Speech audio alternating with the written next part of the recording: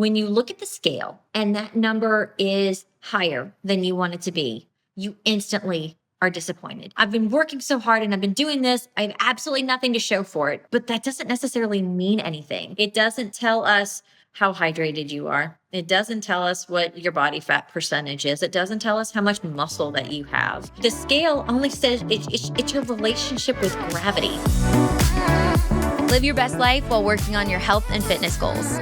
We're here to make your journey fun and inspiring. Welcome to the V-Shred Better Body, Better Life podcast. What's going on, everyone? Welcome back to another episode of the Better Body, Better Life podcast. I'm your host, Vince, and today we have a guest back with us, Barbie, one of our coaches, who we just filmed a episode talking about just habits and health on a spectrum. And so that was a great episode. If you haven't listened to it, go listen to it. But today we're going to be talking about not focusing on aesthetics and why to stop focusing on that, why to stop focusing on what the scale says or your progress when it comes to how much you weigh. And Barbie's a certified personal trainer, certified nutritionist. She's an international presenter, and she's been in this industry for 15 years, so has a bunch of knowledge around this. And so, Barbie, welcome. Hello, thank you. Thank you for having me back. Yeah, of course. So for all of our listeners who didn't listen to the last one, I'll just go ahead and kind of intro yourself, why you love fitness, what got you into fitness, what made you want to become a personal trainer, all that good stuff. Okay. Well, I started like a lot of people. I'd always been, relatively in shape, and then I had babies.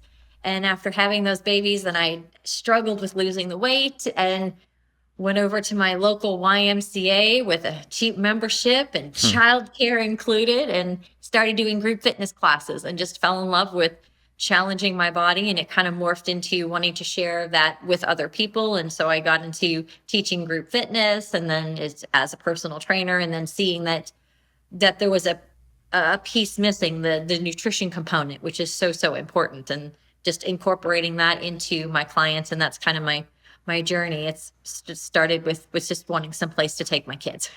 Nice. And I know that you were kind of talking about your experience with body image issues growing up, which I think is a great place to start, if you don't mind, for this one, just because we are going to be talking about the aesthetics side of fitness, which is what a lot of people focus on, and generally why a lot of, especially younger people, get started. I think as you get a little bit older, your reasons change a little bit.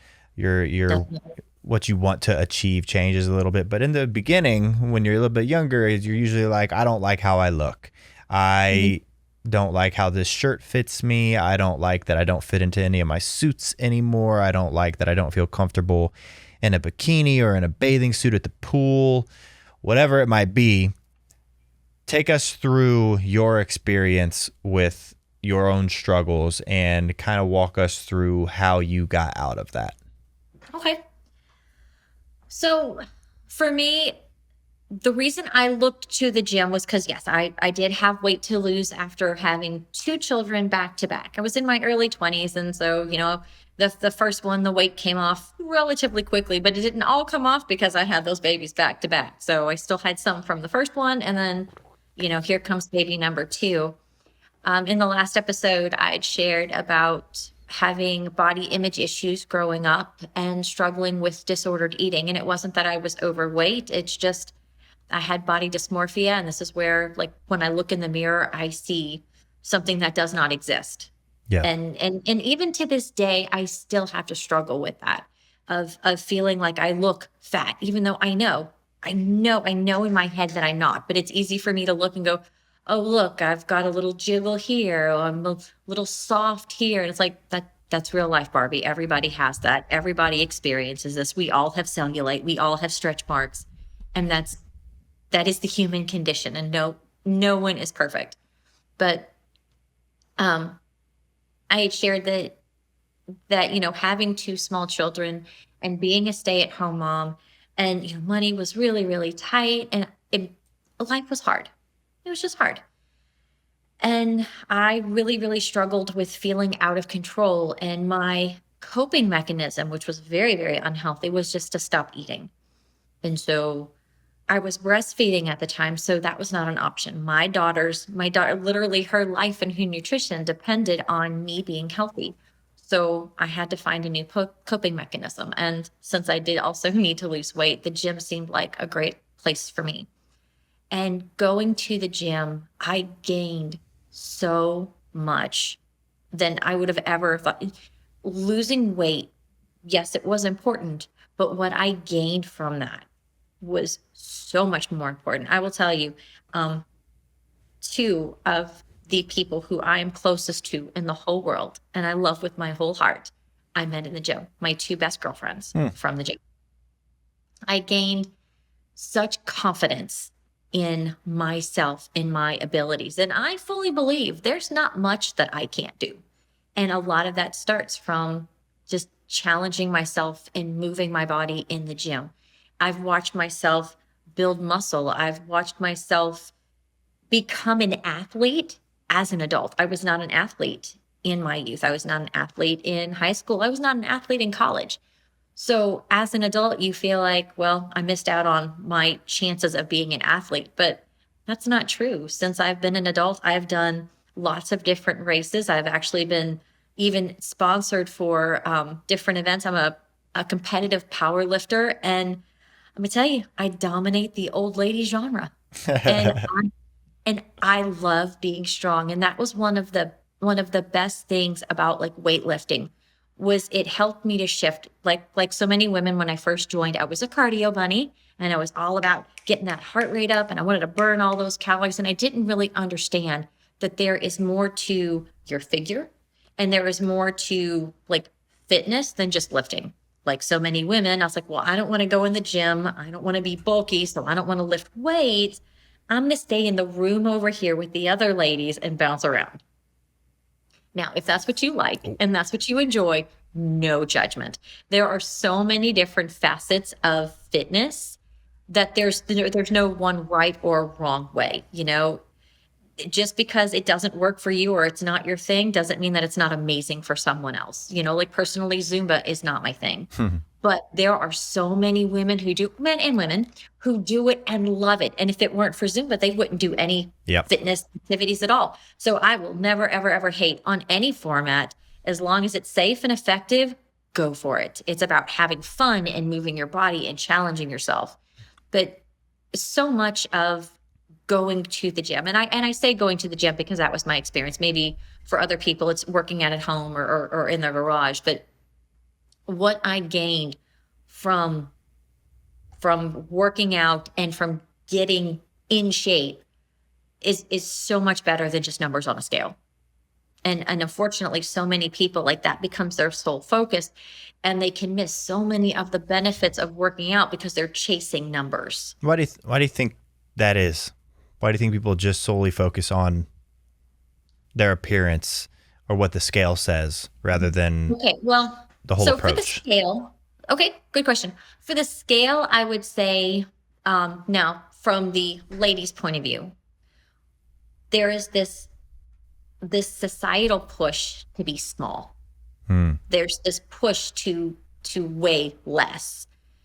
And so they get it in their minds that if the scale says this, then it's more.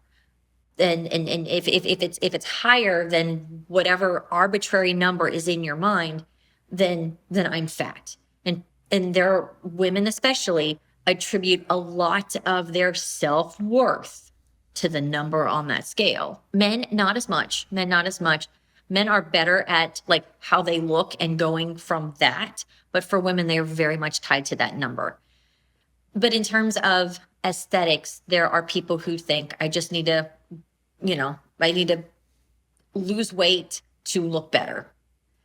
And they will go about that in a lot of different ways that are not healthy and not sustainable because they are just aiming to look better, not realizing that if you take a more healthy approach and you focus on the lifestyle factors and being more holistic about it, that the aesthetics will follow. And just as a perfect example for you is I was that cardio bunny. And I just wanted to burn all those calories because I just wanted to be smaller. And I will tell you, so I'm 5'6". At my smallest, I was about 123 pounds. We're talking as an adult after babies. About 123 pounds, about 16% body fat. So I was really lean and I was really small. And back to that body dysmorphia, I still could look in there and I could still see cellulite and stretch marks. And oh, I look a little thing big here. And oh, look, I can still pinch fat on my side. Now, when I look back at those pictures, I'm like, girl, you need a cheeseburger. So the mirror is a lying host sometimes. I'm just throwing that out there.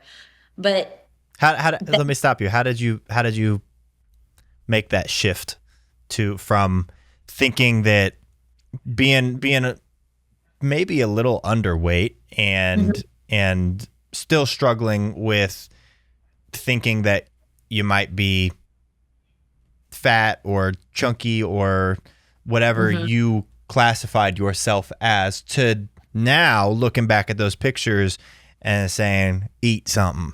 Like, how did you make that shift? So for me, I had decided I wanted to get down to 123. I don't know where that number came from. Again, as women, we give that number entirely too much power, but that's like where I wanted to be. And so I started tracking my macros like a boss, like it was my job.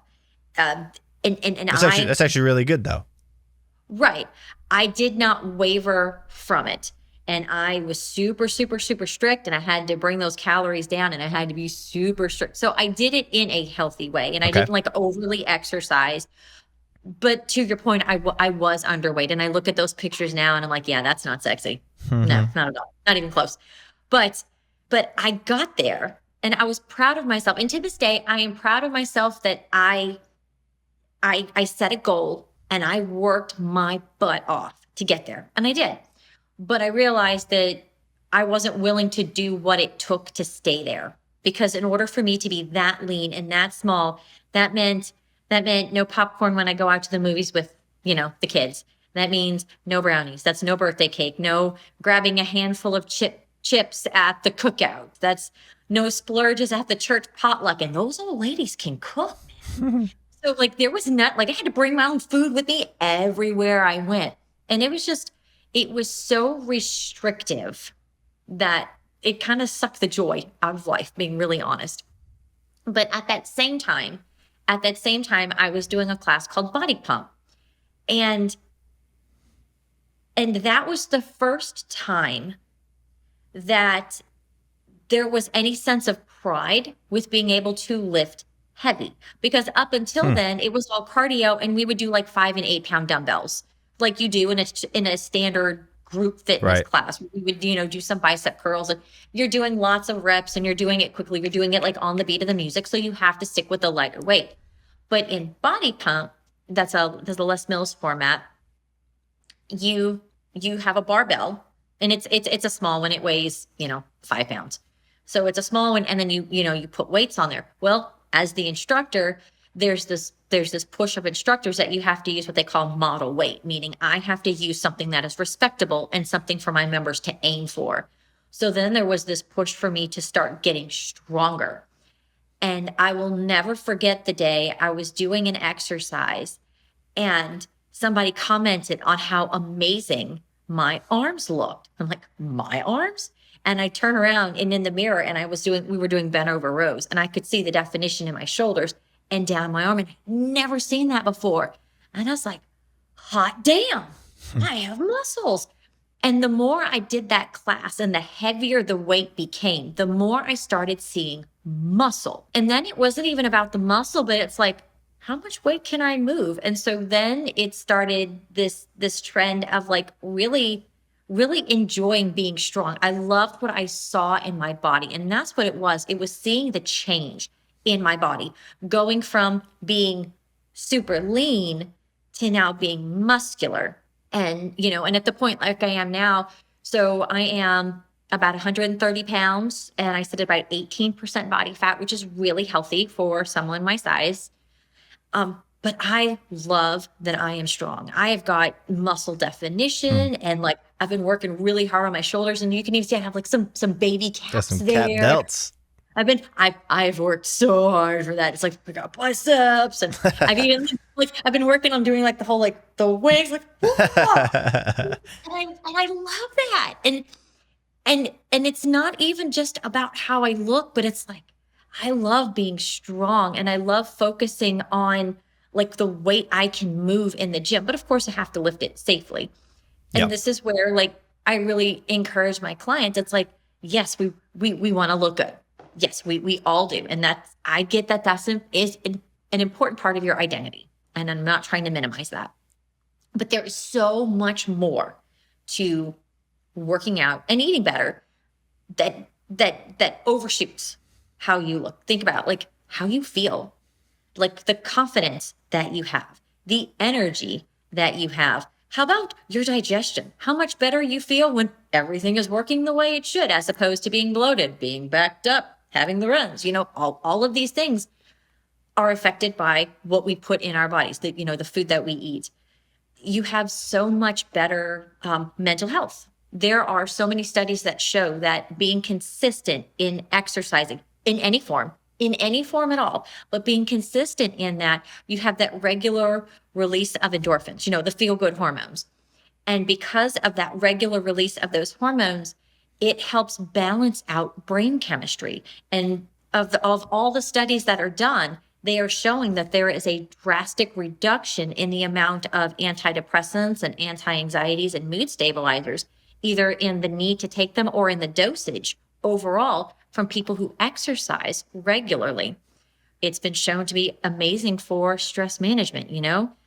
For men, you get that you have all that testosterone. It's like, and you have to get it out. Going to the gym is a great way to channel that male aggression. You got to get it out somewhere. That's a great place to go for that. And I'm sorry, go ahead. well, I was gonna say, like, what are some like effective strategies for somebody to use in the beginning to adopt this mindset? Because obviously, in the beginning, most people, like we said at the beginning of this, are starting because they want to look better. They are tired of looking how they look and going down and continuously going in the wrong direction. What are like some ways that somebody can shift their focus from losing 20 pounds really quickly because they want to look a little bit better versus truly making lifestyle changes that are going to, yes, eventually make them lose 20 pounds, but then probably lose another 20 pounds on top of that, and then probably put on a little bit of muscle and have a really healthy metabolism and feel really good and promote a healthy lifestyle to their kids. Like, what are some strategies somebody can use to shift that focus in the beginning? Because that's going to be the most important part. Okay, so right at the very beginning, you don't have to overhaul your lifestyle, but start by making some healthier food choices. You will be amazed at how much better you feel by getting in enough water. Start getting your water in. Some people go for the gallon.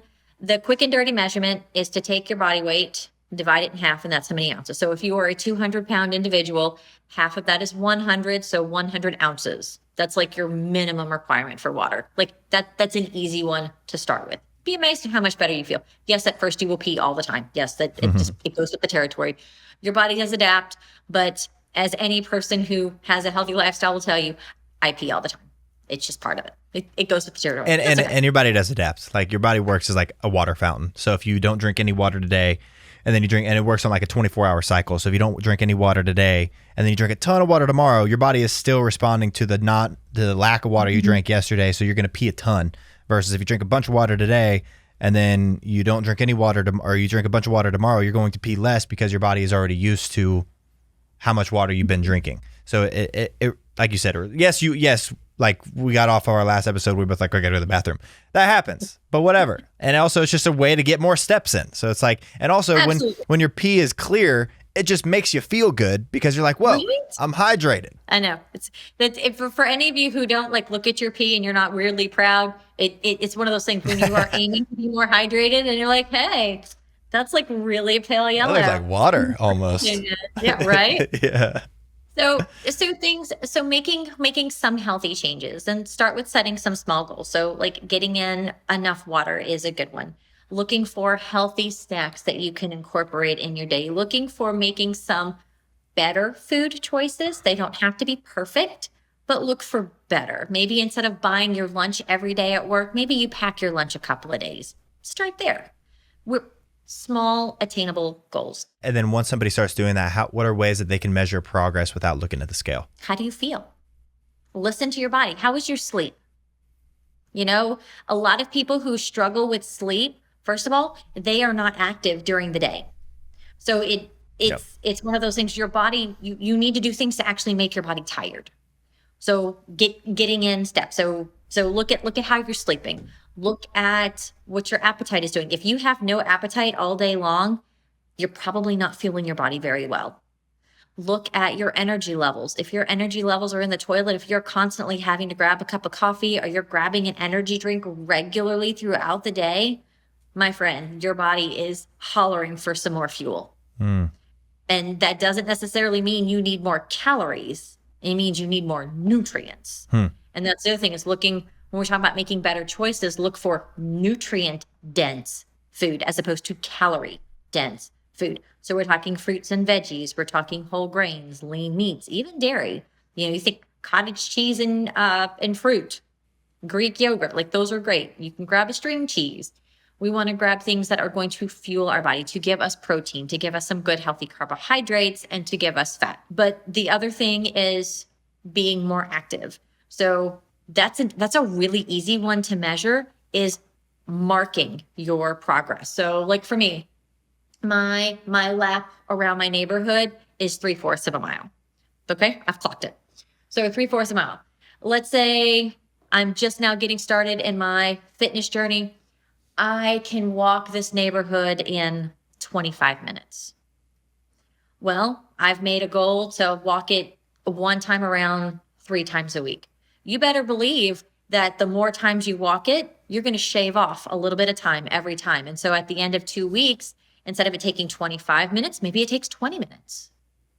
And you'll notice that your stamina is going to slowly improve. And then you're going to get to where it's like, well, heck, I walk around this. Let me this go for thing. another loop. I do it. It takes me 10 minutes to make it all the way around one time. So it's no thing That's to go, fast. 3 or 4 times. I have long legs. I walk real fast. I was gonna say, I feel like for me, I'm just a competitive person, and so like if I were doing that, by the end of 2 months, I'd be sprinting. I'd be like, okay, I got to get this down to 6 minutes now. Well, you see, and there's that, but I hate to run. I do. And so like sometimes I will run it, and like I'll do wind sprints around it, because it's 3/4 of a mile. So I'll go like mailbox to mailbox, you know? Okay. But Little hit workout during it. I got an old dog, so I can't run on walks anyways. He's a slow walker. And really, and that's the other thing, is like, it's all about finding like what's right for you, you know? Like, I'm super active. I work out 5 times a week minimum. I just did a marathon 2 weekends ago, did a triathlon 6 weekends ago. And so like, I'm constantly like prepping for those. So I swim, I bike, I run, I lift, I golf, I play pickleball. I'm a super active, I walk my dog every single night. And so it's like, I'm not necessarily one who's looking for ways to be more active, you know? And so like, my nightly walk with my dog is for my dog. It's not even for me. I enjoy it for the mental health benefits, because I think that's another big piece of this that we haven't really touched on, is like the mental health side of things is huge. Like the difference in how I feel if I've been cooped up maybe it's a rest day and I've been cooped up all day, and then just getting outside and watching my dog just like sniff around and piss on different things and just enjoy being outside, you know, and it's a little cold in Vegas at night right now. So like, I'm kind of bundled up, but it still feels nice to be out there, you know, or if I go a little bit earlier, because the sun sets at like noon now, but like getting sun on my skin feels good. Getting sun in my eyes feels good. And it also helps with hormones. And so, yeah, I mean, I'm digressing a little bit, but it's about figuring out what you like to do. Sure. And a point I want to make about the walking outside. So yes, there's a lot of research that shows that getting outside, getting the sun on your skin, it boosts your happy hormones. Getting out of circulated air, out of the air conditioning, out of an indoor space, and getting outside and getting that fresh air has a lot of benefits. But here's actually an article I recently read. So there is a therapeutic approach called EMDR. It's the rapid eye movement. Okay. And if you've never done it in counseling, your counselor will like hold like a pen or something, and they'll do like this, and you're supposed to shift your eyeballs back and forth. DUI test. Oh, well, they're looking for different things. I'm kidding. They're looking for that different is what they things. do for DUI test, but I'm kidding. Yeah, in the DUI, they're looking for something where like your eyeballs shaking. Yeah, exactly. Whereas with this, you follow it back and forth and back and forth. And what that's doing is, okay, if you're a therapist and I botched this, I apologize. Please don't come for us in the comments. But basically, it has something to do with making your eyes go back and forth and making like the hemispheres of your brain talk to one another. Weird. Okay. Okay. And so what it does is it helps you process. It helps you process through trauma. Okay. And there was this, the technique was developed because there was this psychologist, I don't know who it was. They were walking outside with their patients. It was a beautiful day or a beautiful area of the country, and they were walking outside. And they noticed that when their clients were out, and one of the things they do is they're constantly panning the horizon, right? And they noticed that when clients were going on these walks and going through their therapy sessions, that they were able to process through their trauma more efficiently. It was more effective. And so they did a lot of studies, and it shows that scanning back and forth of the horizon as you walk is a great way for your brain to process things. So not only is there the health benefits and not only just the feel-good hormones, but now we're also talking about the mental health benefit of processing through whatever it is you're going through, especially if you can do it without music, and just kind of think about what's going on in your life, anything that you're kind of stressing about, and just let your brain like ponder on it as your eyeballs go side to side. And it helps you process things. It's like a form of meditation almost. Memory. Yes. Yeah. So it's like, how cool is that? Yeah, I love the sauna for that reason, because like I have my own sauna at my house now, which is a game changer. And so I would run into issues when I would use the gym sauna, because people do chat you up a little bit in there, which is, if you're listening and you use a public sauna, don't talk to people. Leave them alone. They're in there to sweat it out and be in their thoughts. Every time I would have someone come up to me like, "Aren't you that guy I see?" And I'm like, you just ruined this. But now that I got my own sauna, it's like, that's why I love it, because like I'm going in there and I'm just, it's a form of meditation for me. I go in and sometimes I go in there and I'm listening to a podcast, or sometimes like I can't be trying to meditate. I'm just not in the mood for it. And so I want to go in there and I want to listen to happy music or whatever it is. But it's like, sometimes I'm going in there and I just go in there with silence, and I let my brain run. And then I slowly turn off certain thought processes, and eventually I get to a moment of peace, of like mental clarity, or I have an idea that I wouldn't have normally had, because my day is just go, go, go, go, go. And it's the same thing on my dog walks. And one thing that I forget who told me, but I was on this walk and they were like, hey, and the other thing I will say is like, if you're going on these walks, leave your phone at home. Like, because that's probably like one of the biggest mistakes that I make on dog walks, is I'll realize that, damn, I've been walking for 20 minutes and I've been on Instagram just doom scrolling this whole time. I'm like, what am I doing? I'm out here to walk my dog. I'm out here to be outside, And so like what someone told me was like, when you're outside walking, make sure that you're looking above your eye line, like look up. And then you'll, and it makes you, and it must be the same. It must be a similar concept, because like, if you just look up and you like look at like the top half of what you can see, your walks, it feels better, like literally feels better. And it's even the difference. Maybe you're not even on your phone, but you just like kind of look down at the sidewalk, look up. Yeah. And it makes a huge difference. So it's pretty interesting that you bring that up, because I've always kind of done that on my walks. And when I remember to do it, it always feels good. It always feels better than if I'm looking down, or especially if I'm looking at my phone, getting that hit of dopamine that is so bad for you. Yeah. But, and so, back to your other question about like, how can you tell, like, how can you focus on things? And I mentioned looking at like how long it takes you on your walks, or maybe you time your walks and you say, okay, I'm going to let myself go for 15 minutes. And you'll notice that, if you're walking, 7.5 minutes out and 7.5 minutes back, that maybe over time you're able to get further in those walks.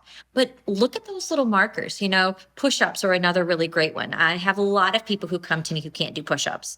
And so sometimes they start right here on the wall and they're doing push-ups on the wall. And then it's like, now I can do them on my countertop. Now I can do them with my hands on my coffee table. Now I can do push-ups on my knees on the floor. So looking at those progressions as proof of you getting stronger, when you first started, maybe you're doing one of the V-Shred follow-along workouts, and it's like the first time you did it, you were dying by the end of the warm-up, and you didn't make it more than 5 minutes into the actual workout. Whereas it's like, hey, I made it through the whole thing. I felt like I might die, but I made it through the whole thing. It's like, those are excellent markers to look for, to see that you are getting stronger, you are getting more fit, you are building your stamina, things like that. Yeah. And it's interesting you say that, because I was literally just about to ask, like, how does this shift of focus of like what you focus on, how does that help somebody's relationship with what they eat? How does that help someone's relationship with exercise? Because we live in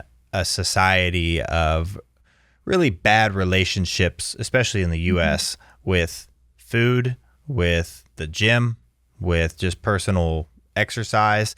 And so like most people are going to have that quick fix mindset where, because I mean, we all want fast results. If somebody had two options where they could lose 20 pounds in a month or 20 pounds in a year, they're going to pick a month, every single person, And that's okay to have that. Like, and we should all have, like, I always talk about like goal setting. Like, I think it's important to have these big goals, but it's also important to not get lost in those goals, that you get down on yourself when you don't progress.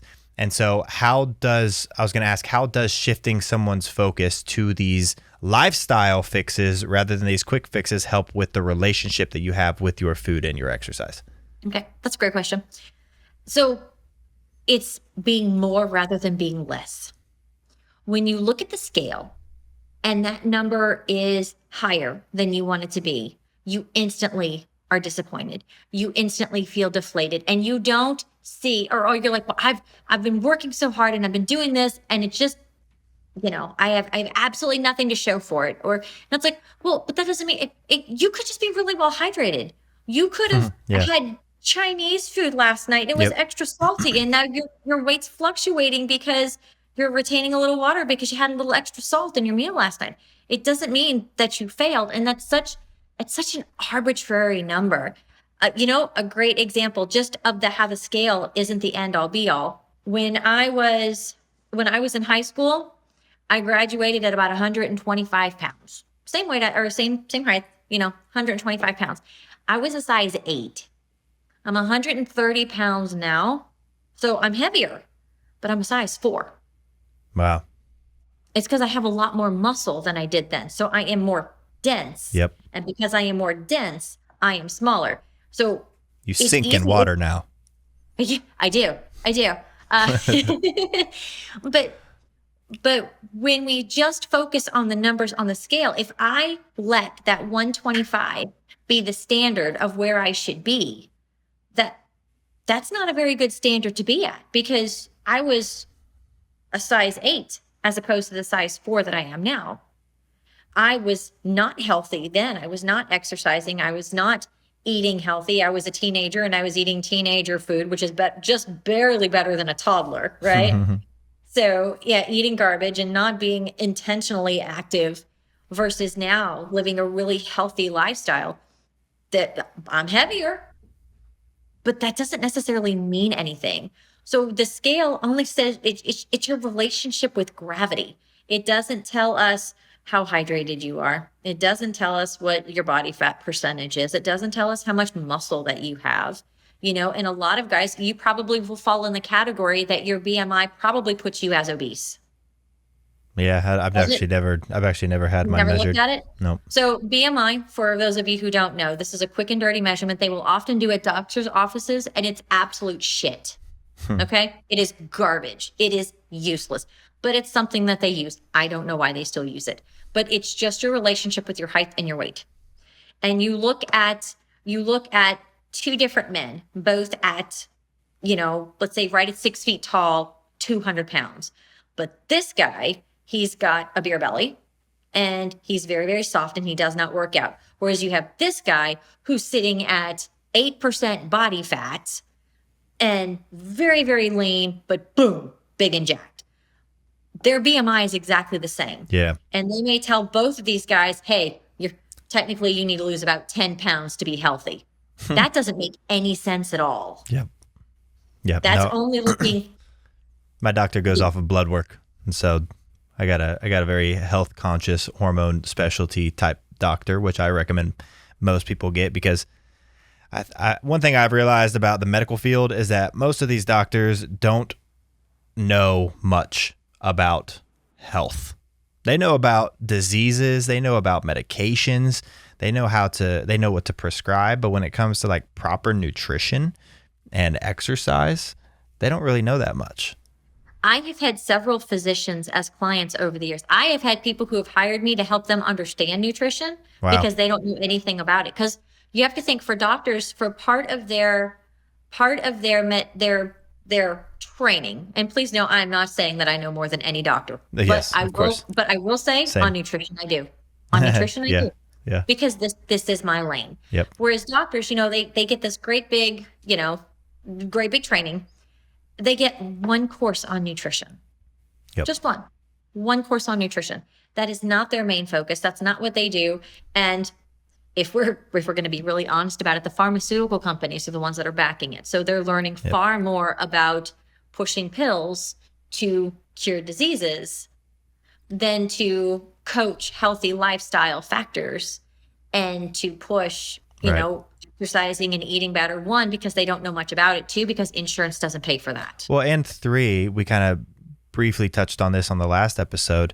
Sometimes it is necessary. Like I talk with Dr. Drew's a good friend, and he talks all the time about how a lot of the patients that come to him, they do need medication because they are already diabetic and they do need to be taking insulin, or they already have, or whatever they have, like they should have gotten proactive about it 20 years prior, but they didn't. And so now they have to treat this thing that's so far down they're too far gone essentially at this point. And that's not saying that that's for everything. Like my dad's a perfect example. My dad got on blood pressure medicine when he, I think, turned 52 or something like that. And he was always kind of heavier set.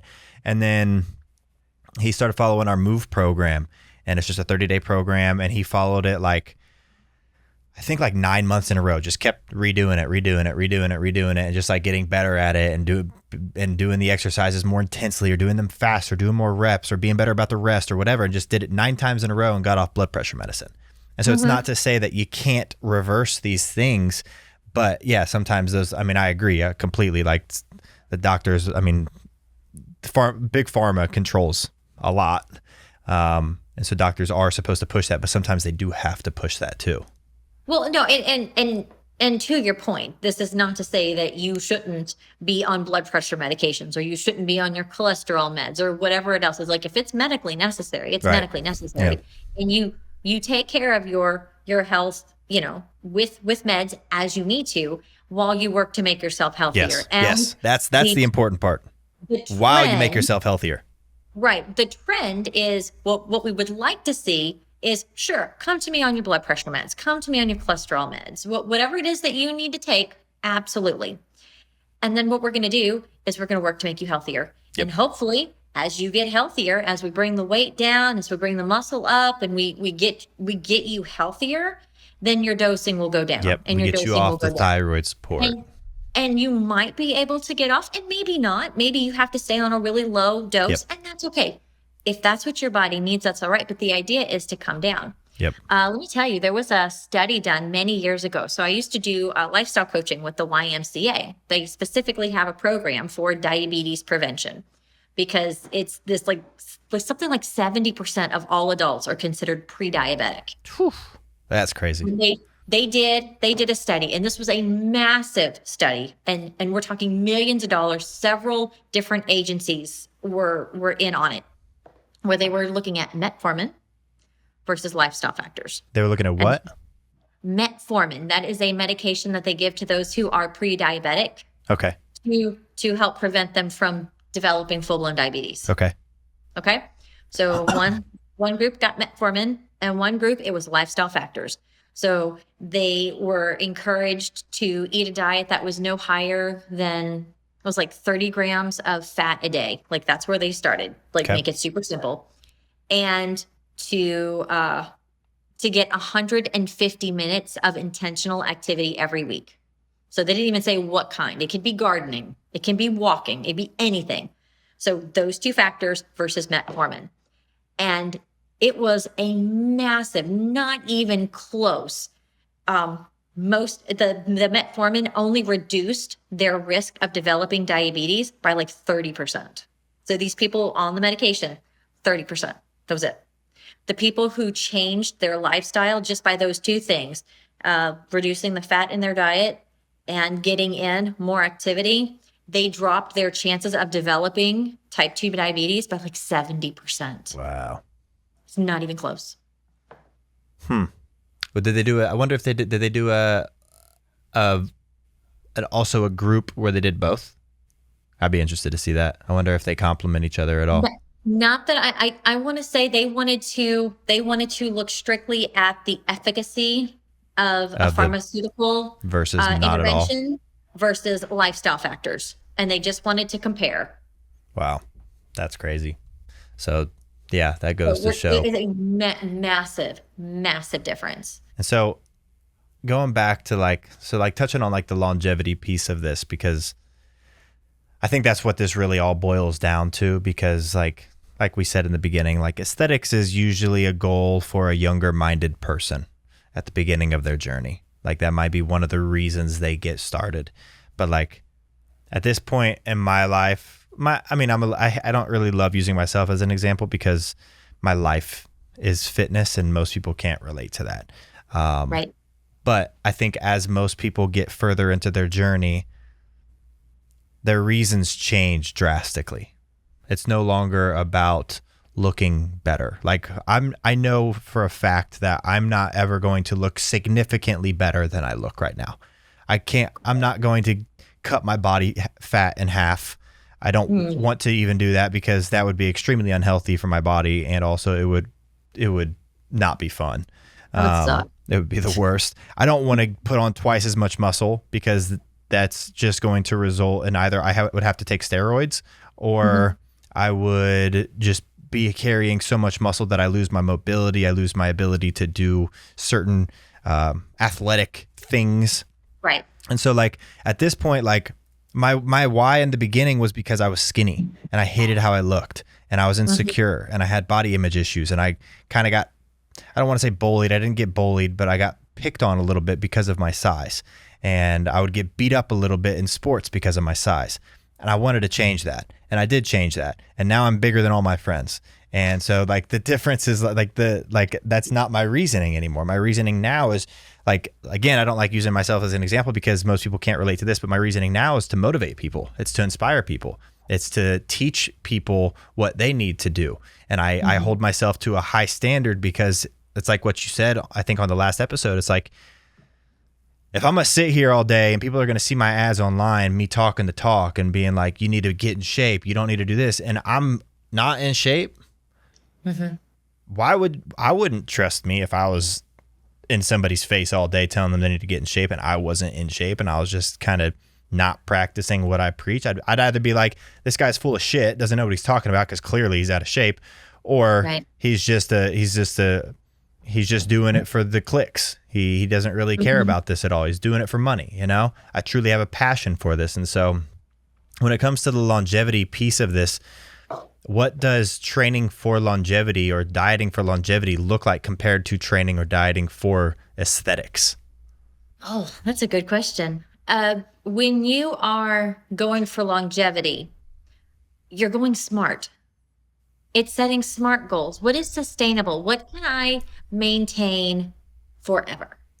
It's not about dropping, 5 or 10 pounds for the cruise that I want to go on in 3 months. Mm-hmm. This is about being able to move and be healthy, to lose those 5, 10 pounds, maybe 20 pounds, whatever it is, to lose that weight, but then keep it off. That's one of the things that I probably instill most in my clients is, do you want to lose the weight fast?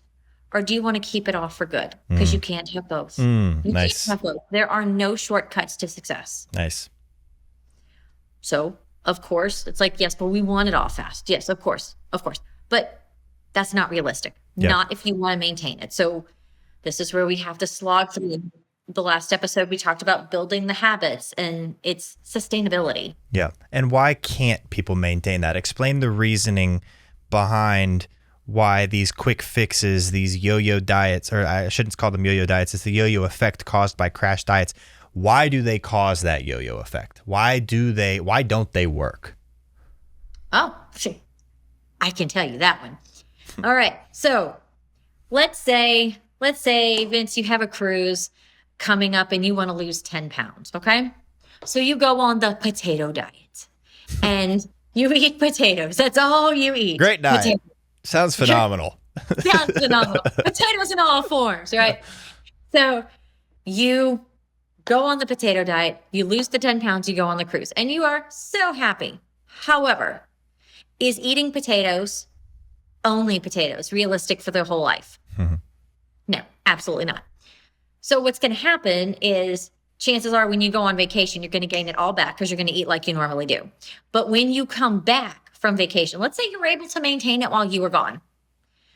You lost 10 pounds. As soon as you come back, if you don't go right back into the potato diet, you're going to go back to eating the way you always do, right? Eating the way you always do is going to put you right back to where you were before. You didn't make any real change. And here's the real danger of that. You ruin your metabolism. Because what happens is when you drop weight quickly, your body cannot shed fat quickly. When your body has to drop weight quickly, it's going to get rid of whatever is burning the most calories. This is part of the survival mode of the body. It does not care how you look. Zero fucks how you look. It is all about keeping you alive. So when there is a drastic reduction in your calories, your body's like, holy shit, we're starving. So what it's going to do is it's going to drop whatever burns the most calories. Which is? That's your muscle. There you go. That's your muscle. Yes. So it's going to drop muscle. Well, guess what? You're still left with all this fat and you've dropped muscle. Well, then once you are off the potato diet and you're eating your food just like you always do, your body's like, oh, whew, we feel better now. And that weight comes back. However, if you aren't lifting, you just gain it back. Guess what you gain back? Fat. So not only do you have the same weight that you did before, but now you lost part of your muscle. And the reason that's bad is because that muscle is the engine that drives your metabolism. So now you have less of that fat burning tissue in your body because your muscle is the most metabolically hungry, meaning it burns the most calories of everything in your body. This is why people who have big muscles, they eat a lot of food because their body needs it. Their body burns it. You know, where I am in my journey now versus before, I was on like 1,200 calories a day. I didn't have a whole lot of muscle. Now I'm at like 1,800 calories a day.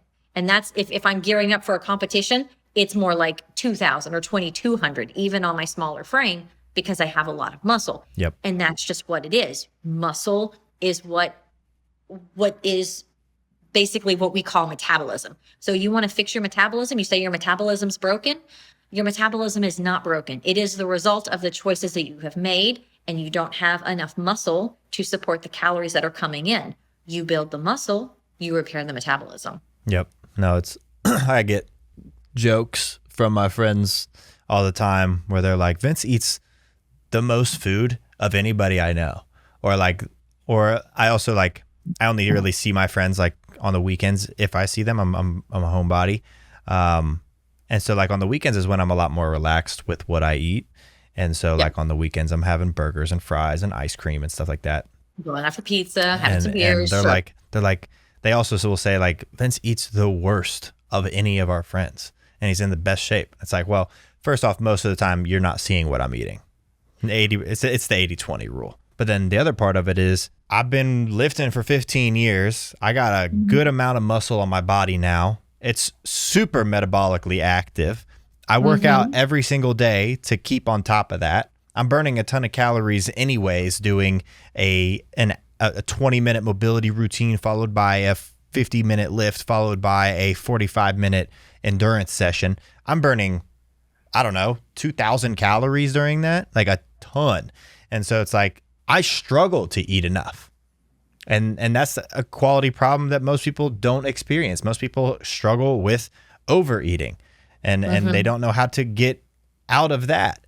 And so, yeah, no, so it's funny to me when I hear people, especially women, saying that they don't want to put on muscle. And I'm like, do you know how hard, look, any ladies that are out there, do you know how hard it is to put on muscle? I want you to look at these arms.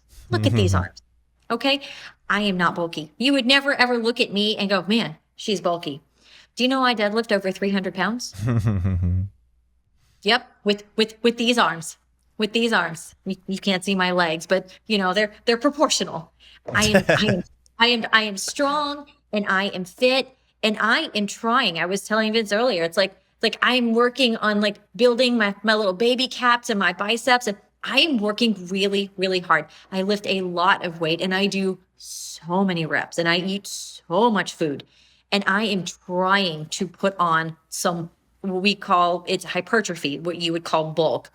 And you think, well, I just want to tone. I promise you, if you were to lift as if you were trying to get bulky, you would be amazed and astounded and incredibly proud at how those muscles would show up.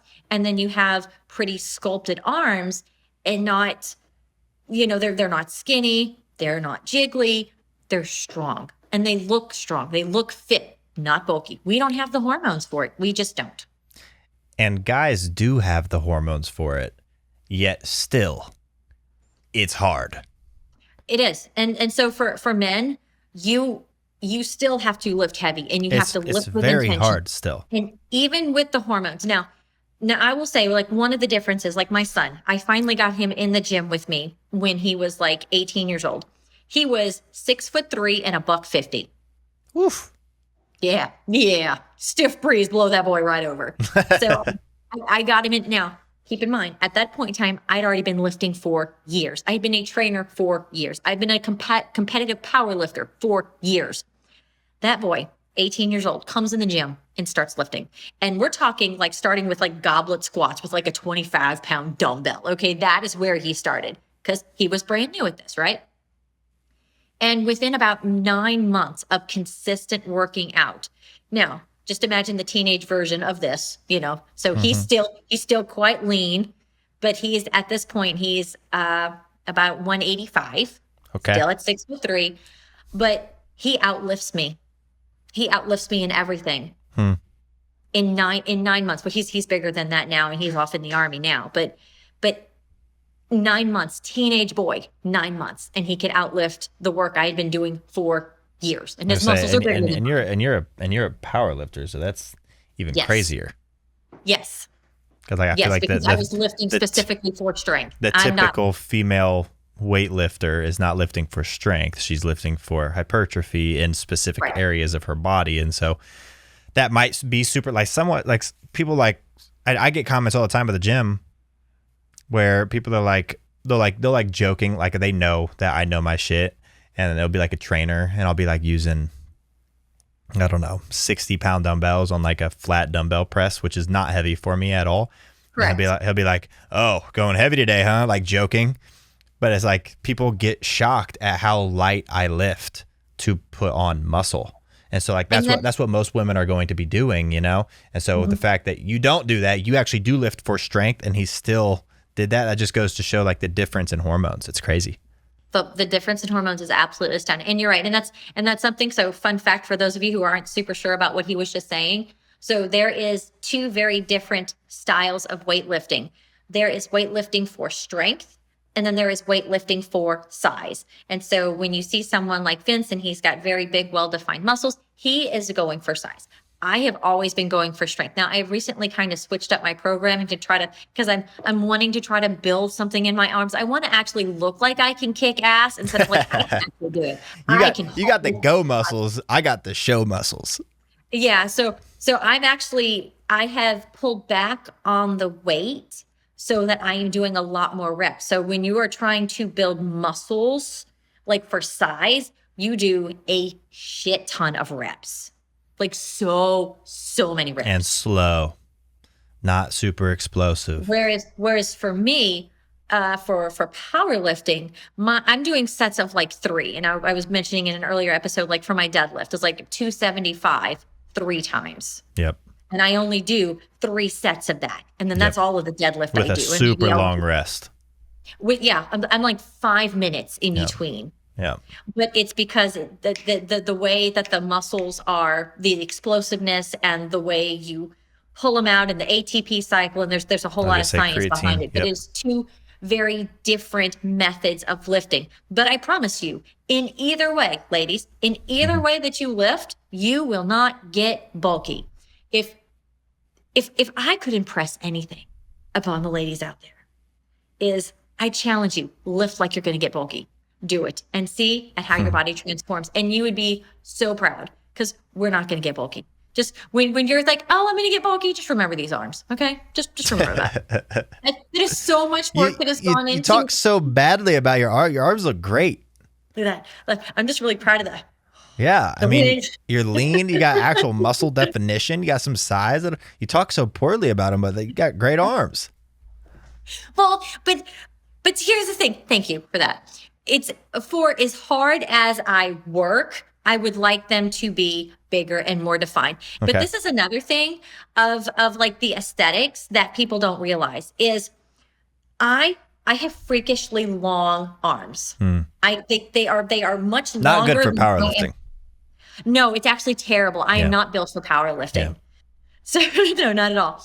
But I have weirdly long limbs. So I know it looks like I'm a lot taller than my 5'6", but I'm not. I am all limbs. Mm-hmm. That being said, the length of the muscles is different. You have what are called short belly muscles and long belly muscles. And so because I am so long, my muscles are long. So I will never have that big, glorious bam. That's not how, see, like this right here, like that's just probably about, I mean, I could get a little thicker, but I won't get much more than that because my muscles are so long. Right. Which is why if you ever notice like shorter guys, shorter gals, shorter limbs, it's like people who don't even work out and they do this and it's like, wham, it's like way up there. And you're like, how is that fair? You look like you're hiding a freaking baseball in there. This is where like the aesthetics will get you if you're trying to lift for aesthetics instead of just lifting for health and lifting for strength and, you know, trying to make yourself the best, is you could be chasing a standard that is not even attainable for your size. If you think about 6-pack abs, you know, Vince and I, we are smaller framed people, so we can rock the 6-pack abs because we eat well, we have the lifestyle factors, but we also like frame wise, we are not. You have the genetics. Like, people, right? Whereas you have other people who they're going to have a bigger frame. They're naturally going to be a little bit bigger people, and 6-pack abs are not healthy for them. That's not a thing. That is not a factor of how healthy or how fit or how strong you are. It's how lean are you and what do your genetics look like, truly. Yep. And I know some of you are thinking, oh, well, that's easy for you to say because you have them. No, friend, I have been in this game a long time and I have trained a lot of people and I've trained a lot of range of, you know, athletes to senior citizens and everything in between. And I have way more people who don't have the 6-pack abs who are crazy strong, crazy fit. They're not built that way. Yep. And that's okay. Yep. Don't force yourself into some kind of box or into some kind of standard that is not realistic. And then you beat yourself up and you hate on yourself for not meeting a standard that's not even possible for you to reach or healthy or sustainable. Yeah. No, that's a great point for the aesthetics topic of this, because like genetics do play a large role. Like that's something that I talk about quite a bit, but they're not the deciding factor of whether or not you're going to look a certain way or you're going to be able to get in shape or whatever. Like if someone's always been overweight, they're going to have to take a different approach than somebody who's always been super skinny and was never really able to put on muscle no matter what they ate or no matter what they did. But that doesn't mean that those two people couldn't change places if they wanted to. That super overweight person could become super underweight. Not saying that they should do that. And that super underweight person could become super overweight. If their lifestyle completely changed and they were intentional about what they did, you can work against your I always say your genetics are a starting point, not the finish line.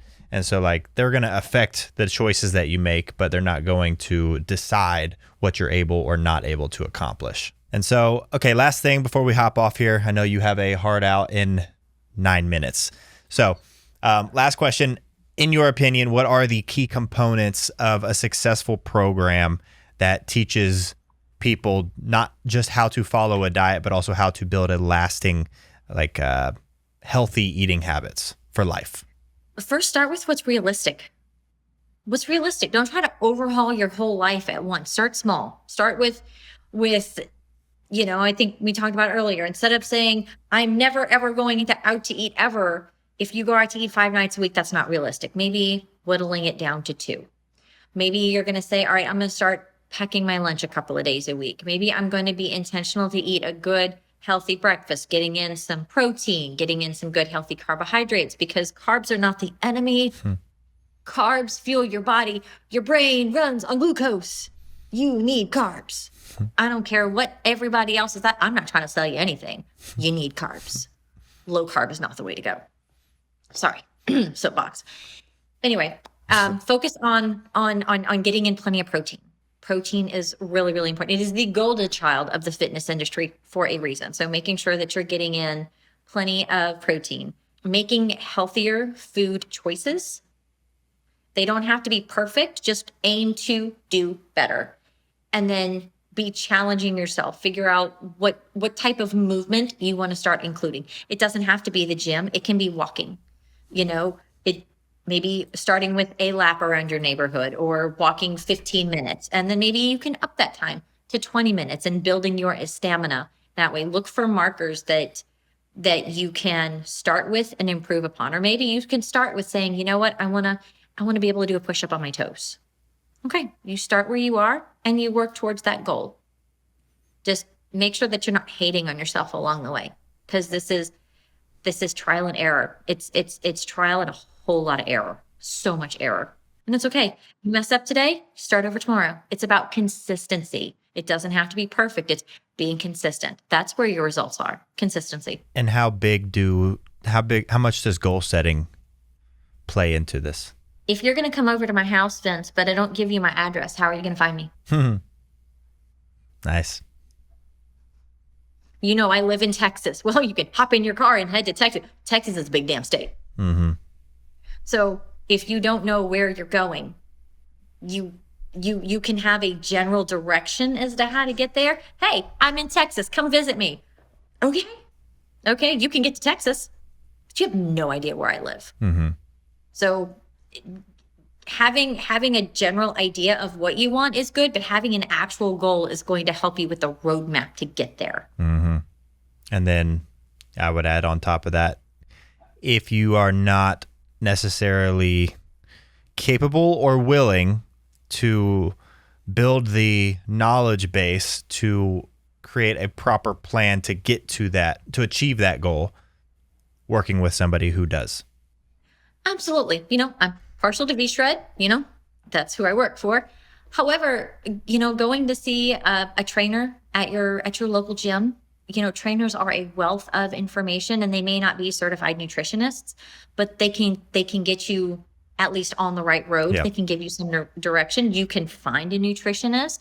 There are plenty of platforms online, V-Shred's one, but there are plenty out there. There's a lot of really great places to go, and you can find someone. You can hire a registered dietitian to help you as well. That's another route to go. there's resources out there. Consider it an investment in your health and not an expense. And it doesn't have to be, I think a lot of people assume that it's going to be way more expensive than it actually can be. I think It doesn't have to be. it can be very expensive, Oh, but it it can can also be. be very affordable. Lots of options out there depending on, what you find and where you're looking and what you are willing to do on your own versus what you want someone else to do for you. Yeah. Yeah. And like the one thing that I always say, like if somebody says that they're trying to do something or they're struggling with not being able to do something, my go-to question is, well, how much time are you putting in every single day to fixing that problem? If you say that personal training's too expensive, how much time have you spent today finding a cheaper solution for personal training? Because it goes for anything you want to do. Absolutely. Like, Absolutely. if you're putting in work every single, like how much, like it's like people who are like, oh, I'm going to be single forever. I can't find a partner. It's like, how much time a day are you putting in to finding a quality partner? What are the actions that you're taking to find somebody? Are you going to places that you like where you'll find people? Are you on dating sites? Are you trying to go on dates? If you like me, you're going to be single forever because you go home, you go to the gym, you go to the grocery Total store. homebody. So because, I work from home. Vince, you make me work from home. So, so I will, to your point, I won't find anybody just going to those three places. So it's like, once I'm willing to put maybe the myself grocery out store if you got super lucky. But no, you got to put yourself out there. You got to put time in every day or every week to accomplishing whatever it is that you want to do. So if you want to get better at something or you want to achieve something, how much time and effort are you putting in every single day? I don't want to hear from somebody that they can't do something if they're not spending time every day to try to do it. You're just not doing it. I would say this, if you're going to come at me and say, well, I don't have the time, I'm too busy. Guess what? We are all busy. We are all busy. That is the adult version of saying the dog ate my homework. If you don't have enough time in the day to figure out some way to make some healthy food or to get in a short workout somewhere, my friend, you have a time management problem. Yep. And it's a matter of priorities. And I'm not trying to be ugly, and I'm not going to be one of those, we all have the same 24 hours. Because like Vince said earlier, our lives revolve around fitness. And, this is what we do. So I realize that we are in a different camp. Yep. But we are also very busy people, and we put in a lot of hours at our job. And we make time for being intentional with our workouts and our meal prepping. Because it's important. It's important. Cool. I know you got to be out of here in 2 minutes, so I'm going to wrap this up. If anybody wants to check out our coaching plans, if you want to work with Barbie directly, or you just want some help getting started, make sure you guys are checking out. There's links probably around, or just go to our website, check it all out. But Barbie, thank you. I know this was a lot of time out of your day, and you're going to have to go to the gym at a different time today, but I appreciate you being here. All right. Thank you so much for having me. It was fun. Yeah, have a good one.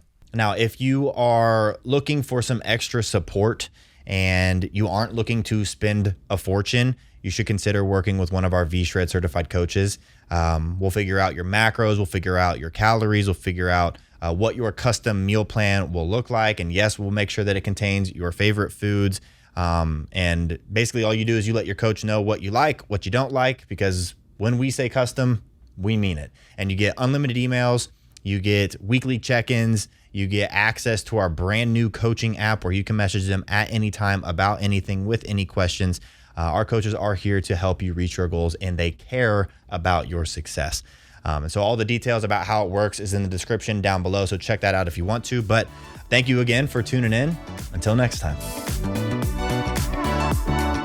Thanks for tuning in to today's episode of V-Shred's Better Body, Better Life podcast. Whether you're doing one of our programs, taking our supplements, or just doing things on your own, tune in every week for exclusive content with Vince, V-Shred trainers, and special guests as they share valuable tips around motivation, workouts, food, and living a healthier lifestyle. See you next time.